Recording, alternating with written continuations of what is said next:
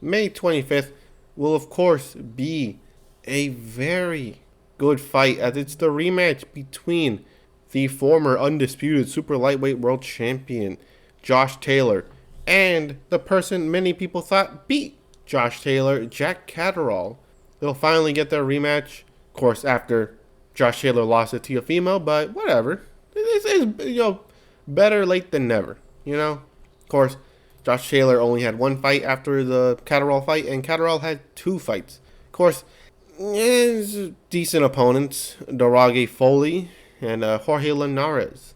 Definitely, it's decent opponents, But anywho, Jack Catterall's record is now 28-1 with 13 wins by way of knockout. Of course, he doesn't have too much power, even though he dropped Taylor, but hey, whatever, right? It doesn't matter, right? And Josh Taylor is 19-1 with 13 wins by way of knockout. Quite a little bit more knockout percentage. Of course, his one loss is, of course, to Teofimo Lopez in a pretty bad beatdown. It was so bad, Teofimo started styling on him, which is a horrible thing to happen in a fight. Once that happens, you lost at that point. You think, damn. But anywho, the first fight was a very interesting one. Many people thought Catterall won that fight, including myself. But there was 3 instances where points were deducted, technically. One of them was Jack Catterall dropping Josh Taylor, of course, in the 8th round. 10th round, Catterall got deducted a point for holding, which is its own thing. And Taylor got another point taken off for punching after the bell. So these people do not like each other at all. They hate each other. Ugh, they hate each other. But, people think that Catterall will get it done again. Okay, not again, he lost, but you get the point, right? He would get the judges' approval this time and he would win. But at the same time, Josh Taylor's coming off of a year layoff after his loss to Teofimo. Definitely, relaxing his well-deserved rest. And Catterall is coming off of a Jorge Linares win, which was a very, very boring fight.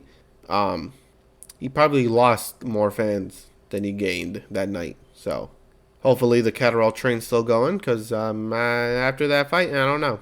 Supposed to be seen as this killer that dropped Josh Taylor, now getting to stop Jorge Linares.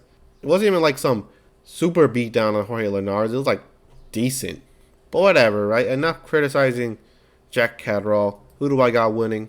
To me, it's seriously a 50-50 fight. More so for the fact that if Josh Taylor was in fact not lying after the loss to Teofimo Lopez, it's going to be very hard for him to fight at 140, or at least make weight at 140. Because I'm pretty sure they are fighting at 140. So, that's definitely going to be an advantage for Catterall. But at the same time, the second half of the fight was a little weird. It was a little ugly, kind of, because of the holding and punching after the bell. But for the most part, Catterall was a lot more cleaner on the inside. But the way he fought against Jorge Linares, I don't think that version of Catterall can beat Josh Taylor, even a weight-trained Josh Taylor. Now, of course, Josh Taylor is somewhat slow, kind of. A little awkward in there, especially up against slick fighters, which, don't get me wrong, Catterall is. But the thing is, Catterall went in there to knock him out with the 50% knockout ratio, so kind of a weird plan. I mean, it worked. People thought he won, but I don't think it's going to work this time. I think Josh Taylor has the better ability to adapt than Catterall, especially after having fought together. I think Catterall will start thinking, oh man, they robbed me. He's going to get too much in his feelings and all that stuff. I'm going to lock it in. No more dilly-dallying. I got Josh Taylor knocking Catterall out like 9th, 10th, 11th round, somewhere around there. I think Catterall will get frustrated, because if Josh Taylor really does adapt and starts whooping Catterall kind of in the early mid rounds, it's going to severely, frustrate Catterall. Like, what the hell? I beat this guy before. Why is he doing all this stuff? Oh man, I need to knock him out now. And he's going to go for like some haymaker or something and get countered. I don't know. That's what I see. Catterall, of course, does have a good chance, but because, he did do really well against Josh Taylor, obviously.